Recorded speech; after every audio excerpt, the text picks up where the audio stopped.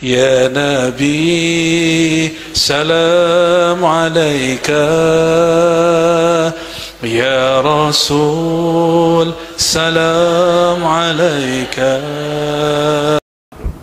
استغفر الله العظيم استغفر الله العظيم سوري يا سيدي يا رسول الله.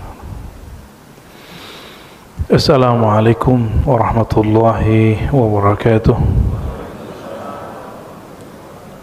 الحمد لله الذي خصنا بالأمة المحمدية. أشهد أن لا إله إلا الله أشهد أن محمدا عبده ورسوله. اللهم صل وسلم وبارك على سيدنا محمد وعلى آله وصحبه أجمعين وبعد. Baik Bapak Ibu saudara-saudariku yang bukan Allah, sebelumnya kita membahas tentang keutamaan atau keistimewaan umat Nabi Muhammad SAW yang umum, dan itu jumlahnya ada 14. Ya, silakan dilihat kajian-kajian yang lama. Insyaallah sekarang masuk kepada keutamaan khusus. Keutamaan khusus ini banyak, ada puluhan. Nanti kita coba baca pelan-pelan mulai dari wudu sampai nanti di akhirat bertemu Allah Subhanahu wa ta'ala. Jadi urusan ketemu Allah mulainya wudu dulu. Ya, orang yang tidak berwudu, tidak pernah punya amalan ini, gak akan ketemu Allah Subhanahu wa ta'ala semudah umat Nabi Muhammad sallallahu alaihi wasallam. Ini seri kajian karya-karya dari Abu Ya Sayyid Muhammad Alawi Al-Maliki.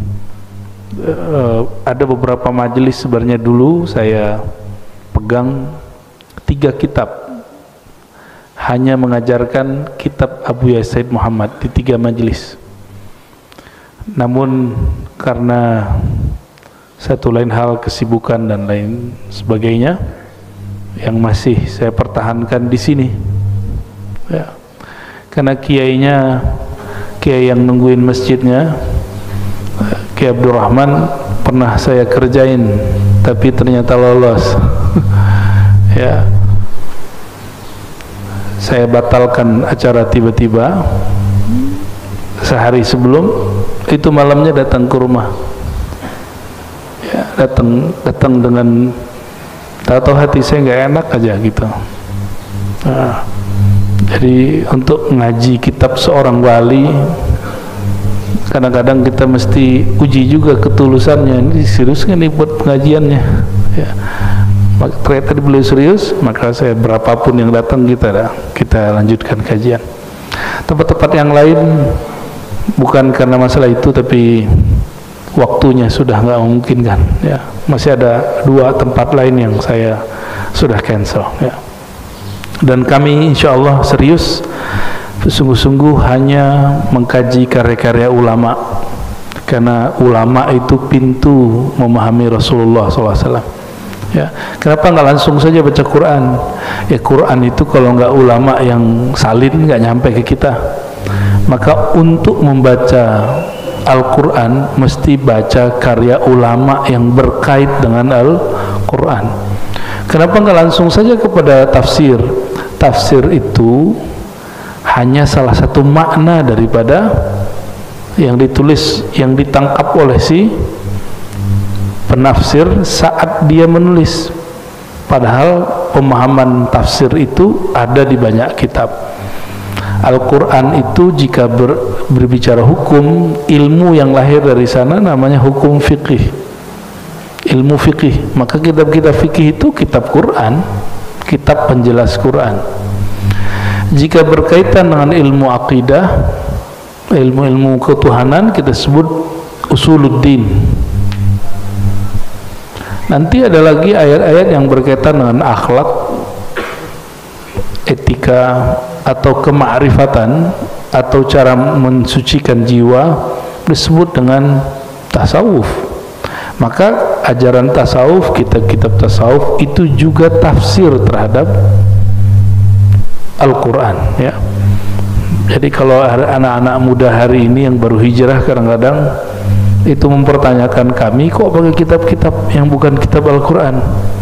Justru kitab ini penjelas Al-Quran, ya.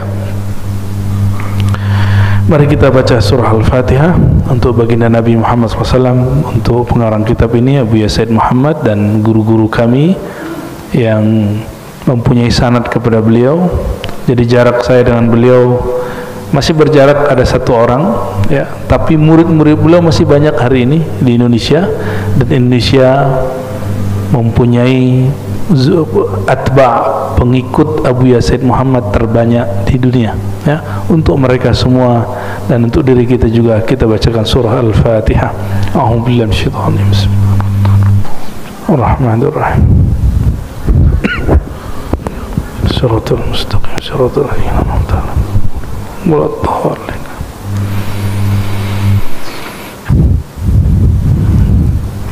Bismillahirrahmanirrahim. Wabihi qala al-muallif Abu Said Muhammad al-Maliki syaraful wudu wa fadluh, ya. Semoga nanti sudah ada terjemahannya, jadi teman-teman dapat mencari kitab ini.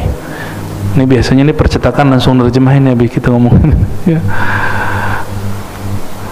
Syaraful wudu, kemuliaan wudu dan keutamaannya. Jadi beliau berbicara bukan dari sisi fikih, tapi kelebihan umat ini, umat Nabi Muhammad SAW dibandingkan umat terdahulu, dimulai dari yang kecil, yaitu wudu. Maka wudu yang kita lakukan tadi, termasuk tayamum, itu amalan yang tidak pernah ada seperti itu di amalan ulama-ulama Bani Israel. Umat-umat terdahulu nggak ada. Mereka bersuci tapi dengan cara yang berbeda. Kita baca sedikit. Wa minasyarafil ladzi dakharahu Allah Ta'ala li hadhil ummah ma'addahu min ats-thawabil jazil wal fadlil jamil al-wudu, ya. Salah satu kemuliaan yang Allah simpan untuk umat ini dan tidak diberikan kepada umat terdahulu adalah Allah memberikan rahasia ganjaran yang besar terhadap amal yang kecil dari wudu, tapi pahalanya nggak kecil gitu. Pahalanya nanti ketemu Allah. Nanti kita coba lihat, ya. Hadis pertama, semua hadis yang disebutkan di sini disebutkan sumbernya, itu yang saya suka dari kitab ini. Man tawadda'a wa ahsana al-wudu kharajat khatayahu min jasadihi hatta takhruja min tahti azfarihi. Orang yang berwudu lalu ahsanal wudu, bukan akmala, tapi ahsan, membaguskan wudunya. Karena menyempurnakan tidak mungkin, kita nggak bisa sempurna.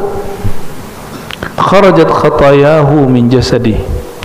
Kalau orang bisa melihat secara hakikat, dia akan melihat kharajat khataya, kesalahan-kesalahan orang itu keluar dari jasadnya, hatta takhruj min tati azfari. Kalau ada yang masuk ke kuku lalu keluar, itu kotoran-kotoran yang zahir ataupun yang batin itu keluar.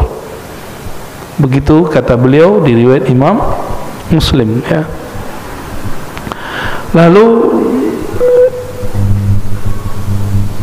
di hadis yang berikut beliau menambahkan, ya, keluarnya itu kharaja min wajhihi kullu khati'atin nazara ilaiha bi'ainihi. Tadi matanya pernah memandang sesuatu yang Allah tidak ridho enggak?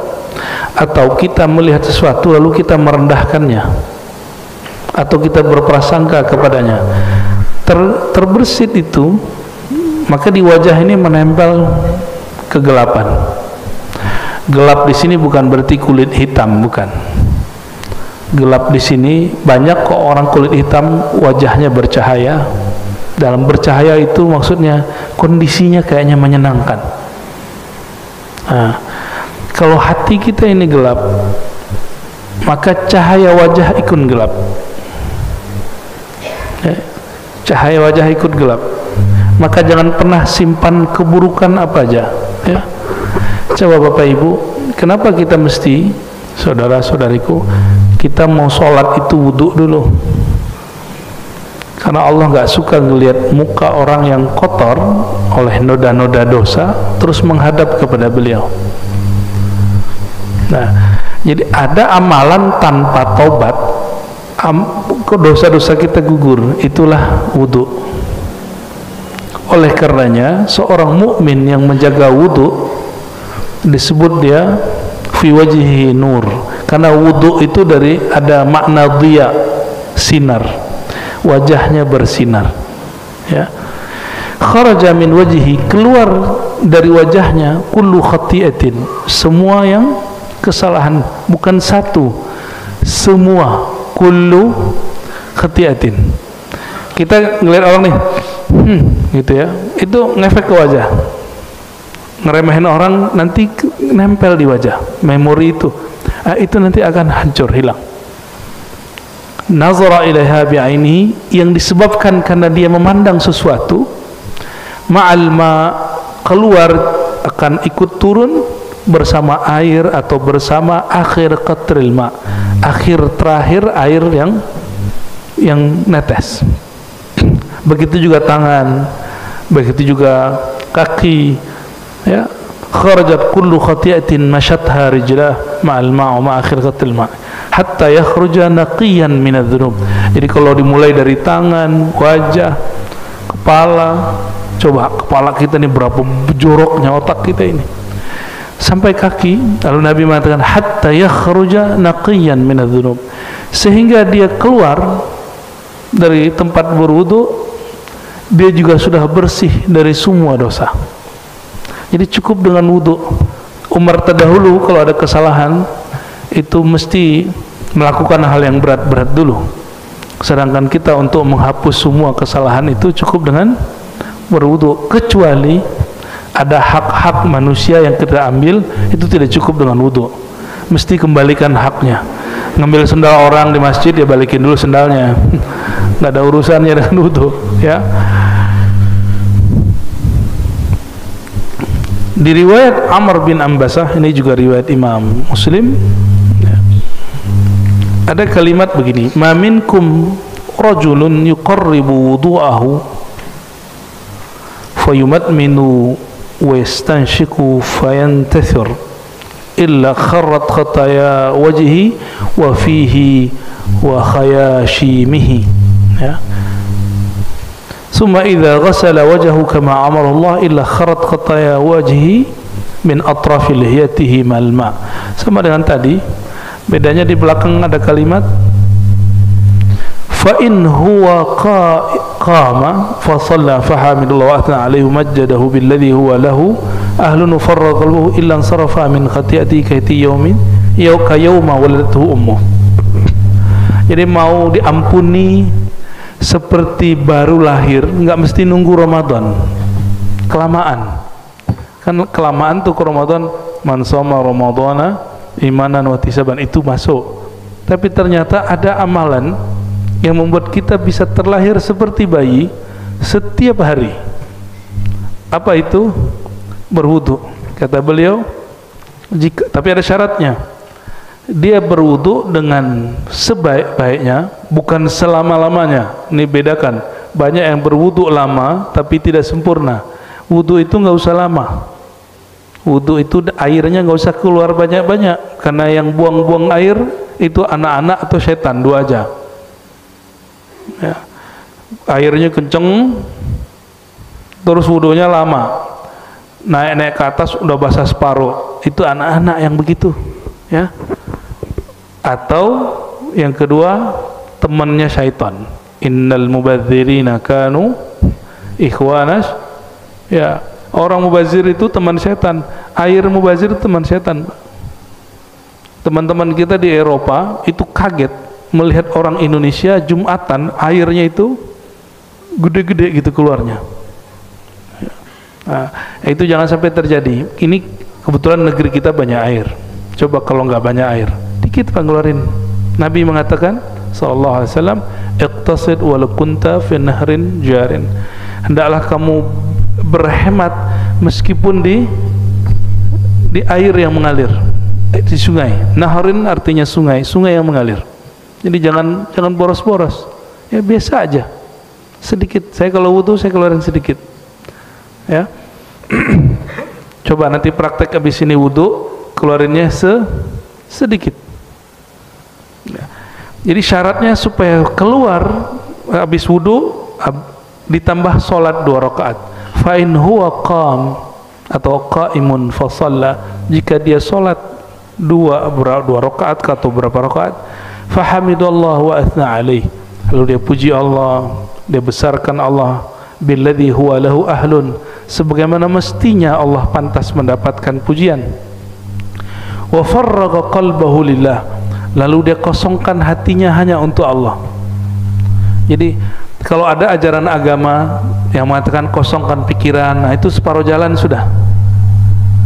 Tapi mesti ditambah, kosongkan hatimu dari selain Allah, berarti diisinya cuma dengan nama Allah. Jangan kosong-kosong amat, nanti ada ngisi. Illan sarafa min khati'atihi, melainkan nanti ketika dia keluar, dia berdiri, pergilah semua dosanya, hilanglah semua dosanya seperti bayi baru lahir. Kaihaiti yauma kayauma waladathu ummu, seperti hari dia baru lahir. Nah, itu wudu yang gimana?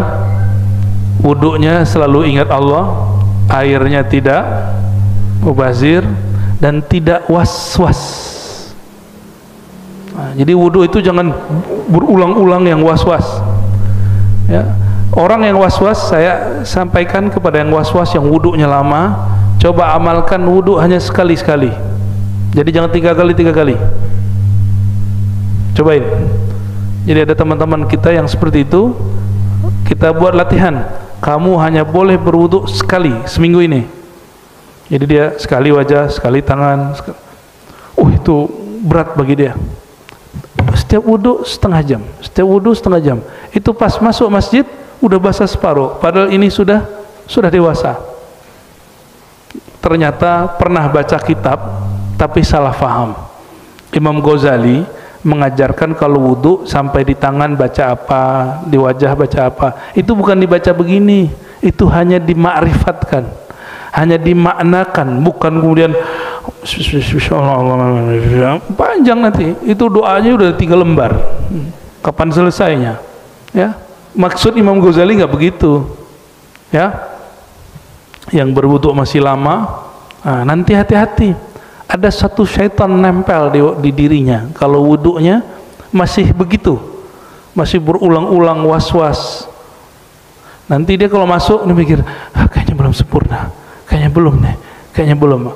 Nah, orang-orang ini kena syaitan namanya walahan. Apa nama syaitannya? Walahan. Syaitan inilah yang memberi was-was di dalam pikiran sehingga orang yang berwudu merasa wudunya belum sempurna. Wudu kita nggak akan pernah sempurna, tapi cukupkan rukun dan syaratnya. Dah, nggak usah sempurna. Yang sempurna hanya milik Allah Subhanahu wa ta'ala.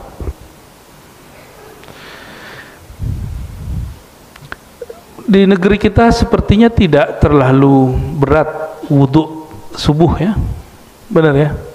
Tapi di Turki atau di negeri-negeri subtropis, di Eropa, di India di musim dingin, di Cina, termasuk di semua wilayah Arab musim dingin, itu wudu, bayangkan lagi 2 derajat, 3 derajat, 4 derajat, gimana perasaannya wudu?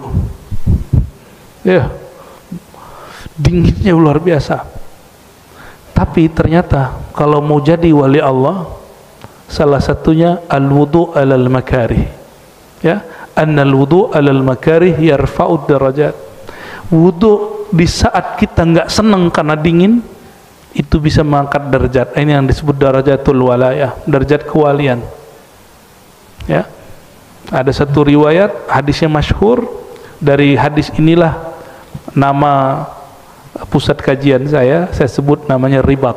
Nah, di ujung hadisnya ada Sayyidina Abu Hurairah mengatakan, Nabi SAW bersabda, ala adullukum ala ma yamhullahu bihil khataya wa yarfa' bihid darajat.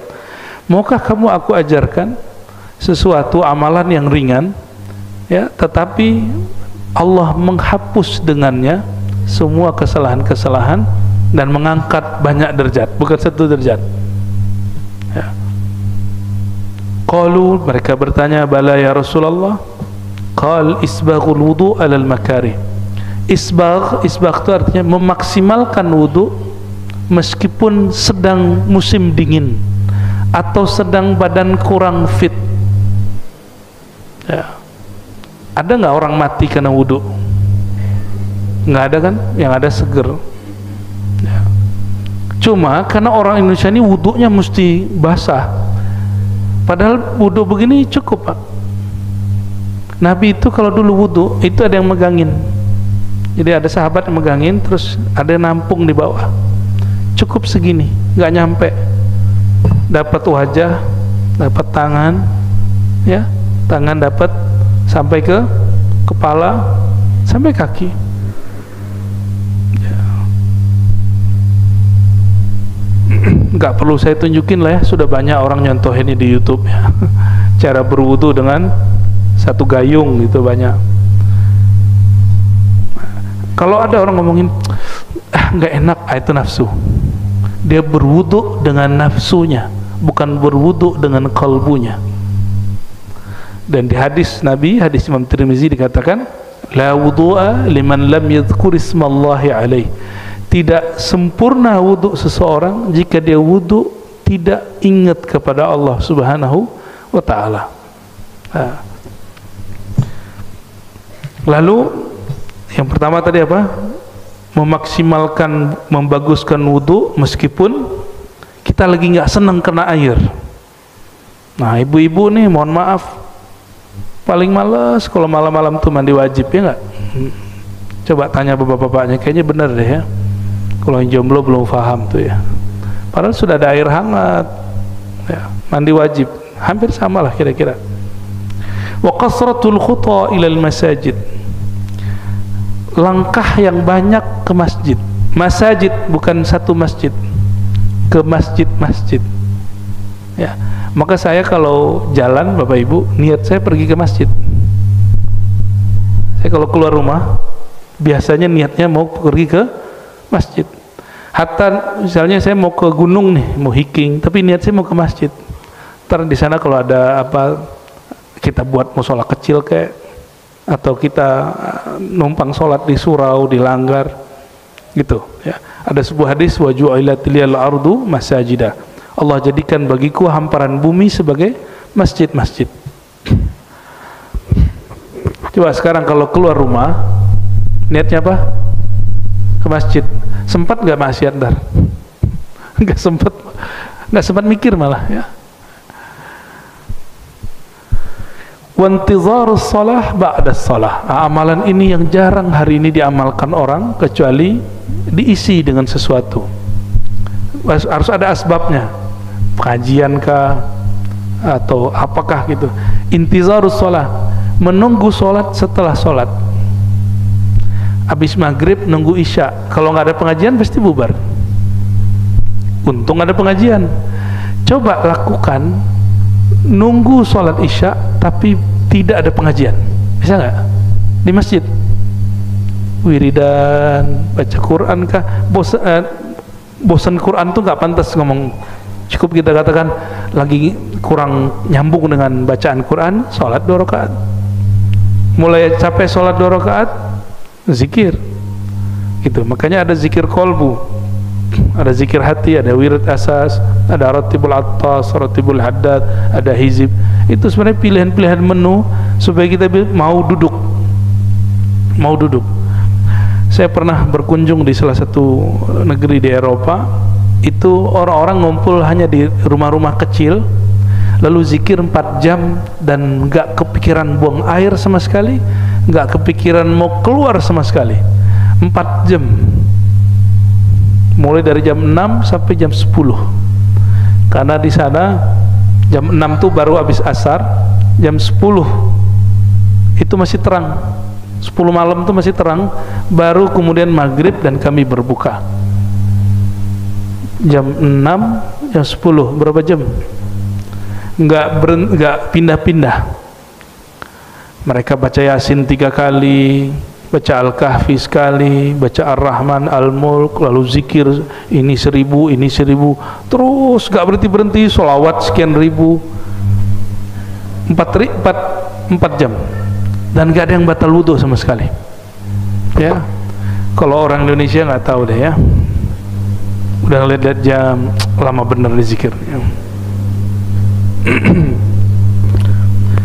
Lalu kita menemukan di dalam kitab Syekh Abdul Rauf As-Singkili, ya, Syekh Abdul Rauf ini ulama Aceh yang lama di Madinah. Beliau di risalah zikirnya menyanjurkan murid-murid kalau ba'da maghrib itu jangan pulang dulu, disuruhnya sholat 3 rakaat, 3 kali salam, 2 rakaat, lalu disebutkan zikir-zikirnya sampai selesai, sampai datang waktu isya. Ketika saya cek ini torikotnya apa, ternyata torikotnya Syatariyah dan Qadiriyah, ya. Jadi mereka ngamalin itu. Pengamal ini sampai hari ini itu cuma secara istiqomah orang-orang yang bertorikoh sufi. Itu sebabnya syaitan gak suka sama sufi. Itu sebabnya syaitan merasuk kepada ustadz yang tidak berzikir lalu membid'ahkan para sufi, ya, menganggap sesat para sufi, karena itu musuh dia. Jadi memusuhi ahli zikir, kita curiga jangan-jangan dia kerasukan syaitan, ya, hati-hati. Ya, mantum tuh syaitan gak suka, karena duduk di majelis nangis dia sekarang di luar. Syaitan tuh nangis, cuma kita nggak lihat aja. Ya, coba kalau lihat pasti doyan ngaji, doyan zikir. Ya. Untung kita nggak lihat, ya. Lalu Sayyidina Nabi SAW mengatakan, fadzalikumur ribat, fadzalikumur ribat. Itulah yang disebut ribat. Ribat itu artinya ikatan. Akhirnya oleh ulama di tanah Hijaz, di Saudi sekarang, dulu namanya Hijaz, dan di Yaman, tempat zikir itu, tempat nunggu orang lagi zikir lama-lama disebut ribat. Tapi dalam lahjah dialek orang Mekah dan Yaman disebut rubat, ya, disebut apa? Rubat, ya. Saya selama menunggu musim haji kemarin, kita berkeliling ke rubat-rubat Mekah. Jadi masih ada di sana orang-orang yang dari waktu dari asar nunggu sampai maghrib, dari maghrib nunggu isya, itu zikir semua. Kalau nggak zikir ngaji, kalau nggak ngaji zikir, udah gitu aja. Masih ada, ya. Dan zikir tarekat orang Mekah, cuma udah nggak di Masjidil Haram. Kalau dulu langsung depan Masjidil Haram, ini di Jabal Abi Kubais namanya. Wa min dzalik anna syahadata ba'da al-wudu sababu dukhulil jannah. Tidak hanya itu, salah satu kemuliaan umat Nabi Muhammad SAW setelah dilepas semua keburukan-keburukannya, dinaikin derajatnya, dijadikan syahadat setelah wudu sebab masuk surga. Syahadah ba'dal wudu, syahadat setelah wudu adalah mahar masuk surga. Nah, kita bacain hadisnya, ya. Dari Sayyidina Umar, qala Rasulullah SAW, man tawadda'a fa ahsana wudu'ahu. Siapa yang berwudu lalu memaksimalkan, membaguskan wudunya, tsumma qala asyhadu an la ilaha illallah wahdahu la syarikalah. Aku bersaksi tiada yang berhak disembah kecuali Allah yang Maha Esa, tiada syarikat baginya, wa anna Muhammadan abduhu wa rasuluh, ya. Itu lalu biasanya tambahin doa, ya. Doanya apa? Allahumma ja'alni minat tawwabin, ya Allah jadikan aku orang yang berkali-kali tobat. Nah, kita ulangi terjemahannya, bukan sekedar orang yang bertobat, tapi diartikan apa? Orang yang berkali-kali tobat. Waj'alni minal mutahhirin, jadikan aku ya Allah orang yang suka bersuci. Bersuci di situ artinya suka berwudu. Futihat lahu. Nah, di hadis ini tidak digabungkan dengan hadis yang lain. Di hadis yang lain ada tambahan, lalu dia baca raditu billahi rabba wa bil islam bidina, hadis Imam Muslim, ya. Dikatakan di hadis ini, siapa yang baca syahadat dan doa ini, futihat lahu abwabul jannah, dibukakan bagi dia pintu surga ats-tsamaniyah, yang Pintu surga itu ada 8. Jadi surga itu, pintu di sini bukan pintu yang kita pahami, tapi maksud gerbang besar. Nah, nanti di gerbang itu ada tempat-tempat orang masuk. Yadkhuluha min ayyiha syaa. Dia boleh masuk dari 8 pintu besar itu, boleh pilih mana saja. Kalau kita lihat-lihat, kok bisa ya? Oh, ternyata wudu itu adalah asal semua ibadat. Kenapa? Kalau kita nggak wudu, sah nggak sholatnya? Orang nggak wudu baca Qur'annya nikmat gak? Orang nggak wudu ngajinya pun nggak fokus. Ya, orang yang tidak wudu juga tidak diperkenankan tidak sempurna dia melakukan manasiknya. Ya, jadi wudu itu boleh disebut aslu kulli ibadatin karena dia isinya bertaharah, bersuci. Ini tentang wudu. Jadi wudu itu apa saja kata Said Muhammad? Wudu itu mensucikan manusia setiap anggotanya. Cuma di sini tidak disebutkan satu rahasia, ya, karena ada yang membid'ahkannya. Kalau kita wudu di akhir, jadi yang ngusap yang terakhir itu tetesannya minum, gitu.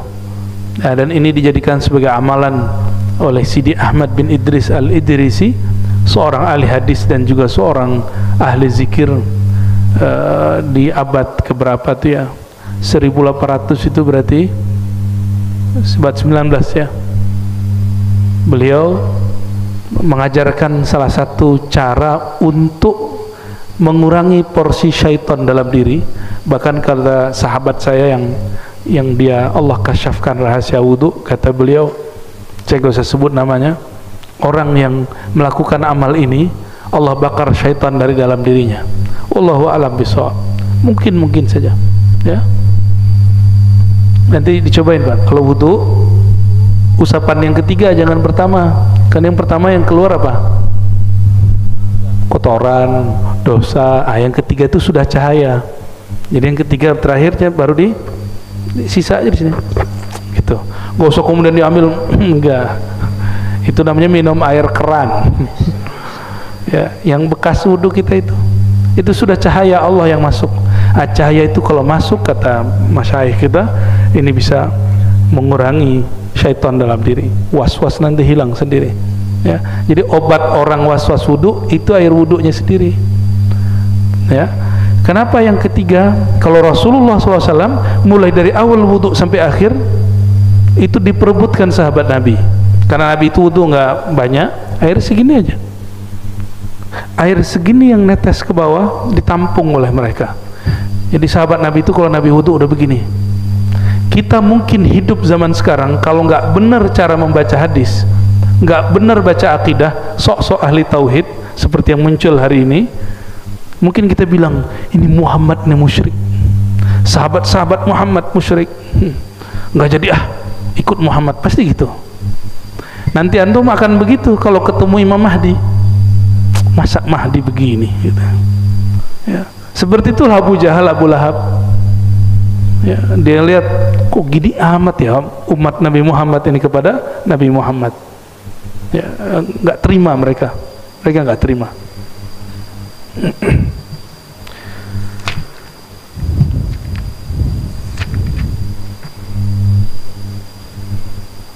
Itu barangkali tentang wudu ya. Kita lanjut atau pertanyaan? Lanjut. Oke. Fadlul adzan wa syaraful muadzinin. Salah satu keutamaan umat Nabi Muhammad SAW secara khusus, kalau kemarin yang umum ada pada azan. Ini belum masuk sholat nih. Ada pada azan dan muazzinnya. Azan dan muazzinnya. Wa min syarafil ummah al-Muhammadiyah anna Allah tassaha bil adhan. Azan itu bahasa Arab, itu artinya pemberitahuan. Satu akar kata dengan uzun, telinga. azan itu memberitahukan ke telinga orang. Kalau ke telinga pakai suara atau pakai merem, pakai suara, ya. Maka azan nggak bisa pakai batin. Saya azan batin nggak bisa, mesti azannya pakai suara. Maka dulu ada sahabat, ya, namanya Abdullah bin Zaid, mimpi tata cara azan. Jadi Nabi itu nggak mau ngajarin azan langsung, tapi Nabi ingin cek sahabat-sahabatnya dapat ilham nggak. Jadi sahabat-sahabat itu dilibatkan di dalam cara untuk beribadah sosial, karena sholat azan itu ibadah sosial. Maka diberilah dua sahabat mimpi ketemu malaikat dan diajarkan cara azan. Dalam hadis Imam Abu Daud disebutkan dalam babul kitabul azan bahwa ada malaikat mengajari Abdullah bin Zaid cara azan, lalu disetor ke Nabi. Jadi tiap pagi mereka setor mimpi ke Rasulullah SAW. Jadi sahabat itu pengalaman rohani disetor ke Nabi. Coba mana ada majelis begitu hari ini? Majelis hari ini setor ke ustadz apa? Paling jelek-jelekin orang. Oh ya, itu amalannya gitu. Sibuk sama amalan orang aja. Nggak ada yang sibuk dengan perkembangan rohaninya. Ya, kalau orang dulu di zaman sahabat Nabi, mereka beramal, disuruh Nabi beramal, itu nggak hanya sholat, tapi juga ada koneksi batin. Dilatih berkoneksi batinnya dengan Allah, dengan malaikat, dengan arwah-arwah yang suci. Ada caranya, dan itu bukan syirik, itu ajaran baginda Rasulullah SAW. Makanya Nabi itu doyan ke kubur malam-malam lagi. Coba antum bayangin kalau ada ustadz hari ini ngajak ke kuburan malam-malam, gimana? Berani gak? Pasti orang bilang itu ustadz kuburiyun. Ente berani gak ngomong gitu ke Rasulullah SAW? Ya, Rasulullah itu malam-malam Sayyidah Aisyah tidur, keluar dari rumah, kan deket, jalan sedikit beberapa ratus meter udah nyampe di Baqi. Kalau Nabi kemudian seperti berdialog dengan ahli kubur. Nabi suka begitu.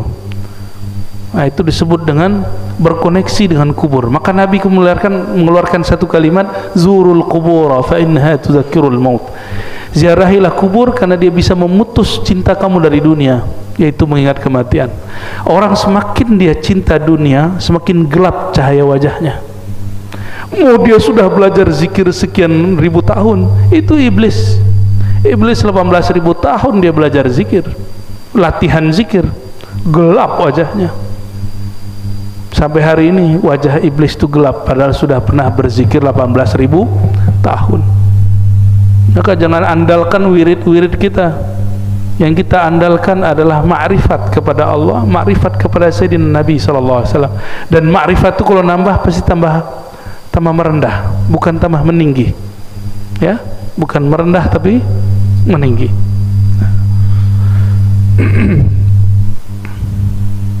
Lalu Abdullah bin Zaid lapor setor kepada baginda Rasulullah SAW. Umar dengar, apa kata Umar? Loh, kok mimpi kita sama? Kok pengalaman rohani kita sama? Anaknya Umar, namanya Abdullah bin Umar radhiyallahu ta'ala anhum ajma'in, itu melihat sahabat-sahabat hampir setiap pagi setor mimpi malaikat, ketemu malaikat. Jadi sahabat-sahabat itu interaksi dengan malaikatnya sering sekali. Horor nggak begitu, Pak? Atau mau? Ntar dituduh halu lagi sama orang, ya. Tapi kalau ingin rohaninya naik, ada ilmunya itu, ya, ada ilmunya semua, ya. Karena nanti Dajjal itu bisa menguasai alam. Dia bisa dialog dengan pohon-pohon, bayangin coba. Dia bisa menundukkan angin, menundukkan hujan, menundukkan cuaca. Dia kok bilang mati, pohon mati pohonnya. Nah, kalau kita nggak mengerti ilmu ini, seperti sahabat-sahabat dulu mengerti, cuma latihan panah, latihan berenang, latihan kuda, ya nggak bisa. Karena hari ini kalau orang persiapan akhir zaman, mohon maaf, semangat ada, cuma mau semangatnya dialihkan untuk apa? Disalurkan untuk apa? Ternyata hanya kepada latihan fisik. Padahal Dajjal itu urusan disebut Dajjal karena dia mengecoh bagian batin, bukan fisik. Kita jaga kesehatan dengan berkuda, memanah, ya, berenang, tapi bukan itu targetnya. Targetnya melatih batin sebenarnya. Nah, sahabat Nabi, sahabat Umar, Abdullah bin Umar ngomong gini, ya Allah, semua sahabat-sahabat Rasulullah sudah setor mimpi, setor pengalaman batin ketemu malaikat. Aku kapan ketemu malaikat? Ya. Lalu dia berdoa, malam itu tertidur melihat 2 malaikat. Lain dengan Sayyidina Abdullah bin Abbas, dia tidak mimpi, dia lihat Sayyidina Jibril turun 2 kali. Nggak tahu apakah itu dalam bentuk penjelmaan atau asli. Nah, azan ini adalah mimpi sahabat Nabi Abdullah bin Zaid diajari malaikat. Lalu Nabi ikrar, disebut takrir, hadis takrir. Hadis takrir pengalaman sahabat atau amal sahabat atau ijtihad pemahaman sahabat yang lalu diakuisisi Rasulullah, dibenarkan Rasulullah dan mengatakan itu benar, divalidasi oleh beliau dan mengatakan ini sahih, maka dijadikan bagian dari ajaran Rasulullah SAW. Salah satunya azan, ya. Apa kelebihan azan? Annal muadzin yashhad lahu kullu ma yasma' sautahu bil azan. Nah, ini yang menarik. Abdullah bin Zaid ini walaupun dia mimpi azan, tapi tidak disuruh jadi muadzin karena dulu nggak ada mikrofon nggak ada. Yang dipanggil siapa yang jadi muadzin? Bilal, yang tidak ada satupun orang menyangka dia bakal jadi muadzin. Orang hitam legam itu kalau kayak gini baru kelihatan pas dia senyum, gigi nah itu baru kelihatan dia. Bilal bin Rabah. Nah, akhirnya ini orang malah menjadi orang penting. Bayangin coba, kulit hitam penting. Begitu Rasulullah membuat siasat, nggak mesti orang yang dapat pengalaman itu dia yang beramal. Yang beramal siapa? Bilal. Kata Nabi SAW, fa innahu arfa' sautan wa anda. Hadis Imam Abu Daud. Orang ini, si Bilal ini suaranya lebih kenceng, nggak perlu pakai mikrofon dan lebih merdu. Kalau Abdullah bin Zaid azan yang dengar cuma 10 meter ke belakang, ke depan, terus suaranya bikin telinga kita cepat mau jauh-jauh gitu. Ada tuh orang azan dan kita nggak kuat dengernya, cepet-cepetlah beres gitu ya. Ya, waktu saya dulu nyantri itu ada beberapa orang kalau azan itu pesantren getar Pak, karena suara dia getar, Allahu Akbar Allah, tapi nggak ada lagi yang azan, yang suara-suaranya bagus, pada gengsi semua azan. Ya sudah, orang begitu azan. Nah, orang yang muazzin ini enaknya sekarang ada mic, yashhad lahu kullu ma yasma' sautahu bil azan. Benda apa saja, makhluk apa saja yang dengar suara dia itu akan menjadi saksi nanti di akhirat untuk keringanan dia dan keselamatan di akhirat. Jadi Bapak Ibu ini hati-hati sama muazzin, ya. Maka muazzin yang tidak bertarif itu muazzin yang bisa kasih syafaat nanti. Tapi kalau muazzin ngambek, nah, minta, saya pengen digaji. Beda kalau masjid ingin ngasih tapi tidak sebagai gaji, ya. Ada tuh merbot masjid ngambek masalah gaji, banyak Pak. Padahal jadi merbot masjid, ente jadi waliullah, ya, nggak usah mikirin masalah itu, nanti ada aja rezeki, ya. Orang kalau sudah ngurus masjid, yang perhatian sama dia bukan hanya manusia, Allah perhatian sama dia karena dia bersihin masjid. Dalilnya apa? Seorang perempuan hitam legam juga, udah tua, udah berapa hari nggak dilihat Rasulullah SAW di masjid. Hadis Sahih Bukhari dan hadis Muslim. Nabi tanya, mana nih orang mak-mak tua yang biasa bersih-bersih masjid? Lalu para sahabat mengatakan, wahai Rasulullah, beberapa hari yang lalu meninggal, lalu kami kubur. Meninggalnya kapan? Malam hari langsung kami kubur, saking orang ini nggak penting menurut para sahabat. Lalu Nabi keluar mengatakan, daluni ala qabriha, tunjukkan aku kuburnya di mana.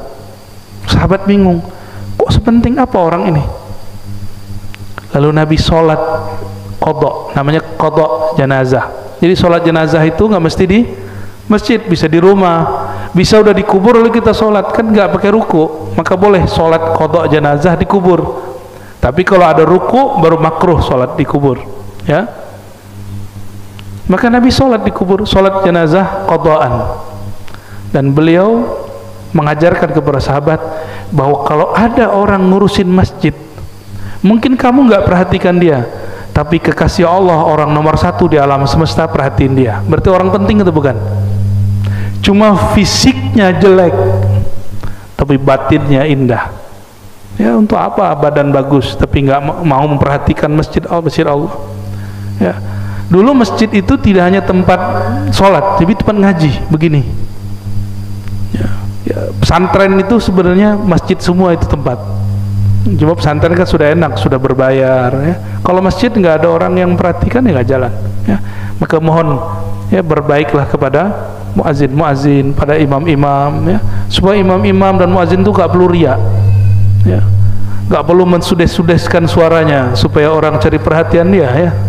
Cukup dia berkhidmat. Suara orang yang tulus itu suaranya indah, ya. Lalu Nabi SAW bersabda dalam hadis Abu Sa'id, riwayat Imam Bukhari, mungkin ini saja yang kita baca untuk bab azan. La yasma' mada sautil muadzin jinnun wala insun wala syai'.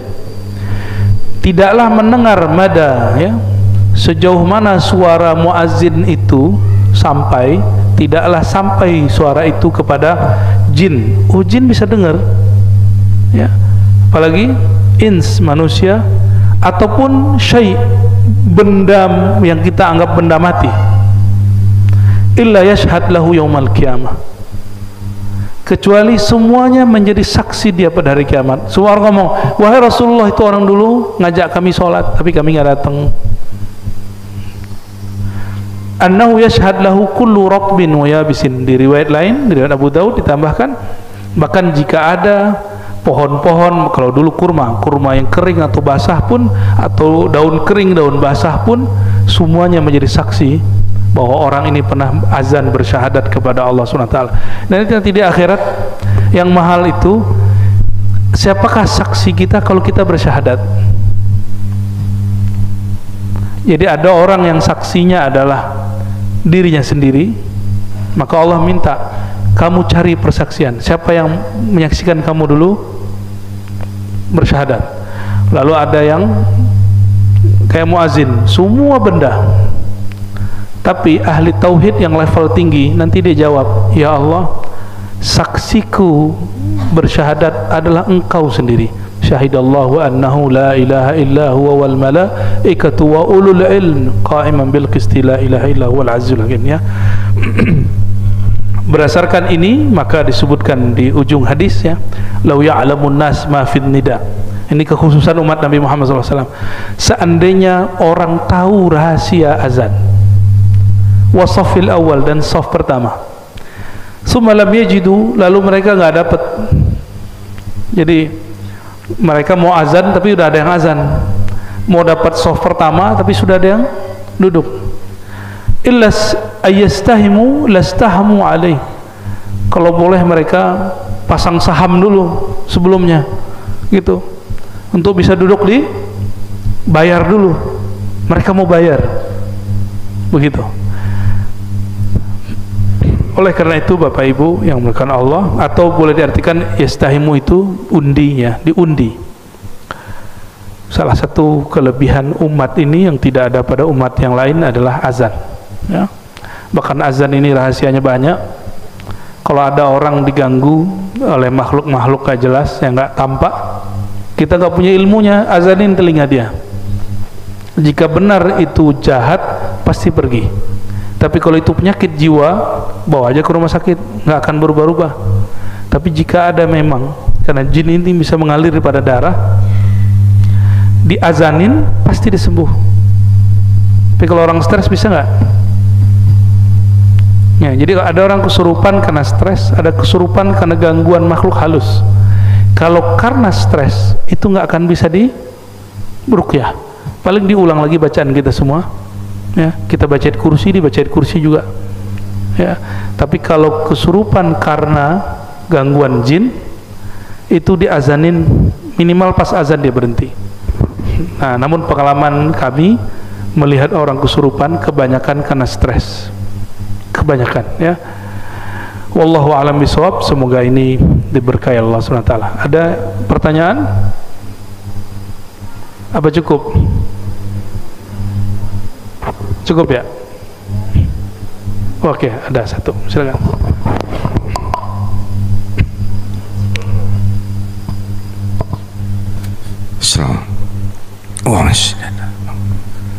Assalamualaikum warahmatullahi wabarakatuh. Assalamualaikum. Saya hanya mendengar cerita tarikh Buya, bahwa suatu saat Sayyidina Ali Zainal Abidin bin Husain ketika sedang melaksanakan toharoh wudu, kemudian ada orang lain melihat, kemudian menanyakan, wahai putra Rasulullah, saya sering memperhatikan Anda ketika berwudu. Ada dua yang aku sering perhatikan ketika Anda mengambil wudu, satu menangis, satu lagi bergetar. Kemudian apa yang terjadi sebetulnya wahai putra Rasulullah? Kata Sayyidina Ali Zainal Abidin bin Husain, dia jawab, wahai fulan, kepada siapa sebentar lagi aku menghadap? Yang ingin saya tanyakan, Buya, sampai sebegitunya rahasia wudu di hadapan orang-orang yang makomnya mungkin sudah sampai kepada ma'rifat Allah. Saya kira itu pertanyaannya, Bu ya. Terima kasih. Assalamualaikum warahmatullahi wabarakatuh. Assalamualaikum. Ada yang disebut dengan makom dan hal. Makom itu pencapaian rohani karena latihan-latihan. Hal bahasa Arab, bukan hal bahasa Indonesia. Hal itu anugerah pemberian Allah sebagai bentuk kemurahan Allah Subhanahu wa taala. Walaupun orang ini nggak beramal, itu namanya hal. Sedangkan Sayyidina Ali Zainal Abidin tadi, cucu Sayyidina Ali, beliau mengalami hal namanya, halul buka wal khauf, rahasia. Jadi beliau ketika wudu itu ada rasa terharu, ada rasa takut kepada Allah SWT, mau ketemu Allah. Tapi ada keadaan lain, yaitu asyauq ilallah, rindu. Orang kalau rindu nangis gak? Ibu-ibu ini kalau rindu nangis. Kalau bapak-bapak ini kalau ngerindu ngelindur. Kalau nggak ngerokok gak jelas gitu ya. Tapi kebanyakan orang yang berhati lembut, jika dia rindu dia nangis. Disebut halus syauq ilallah.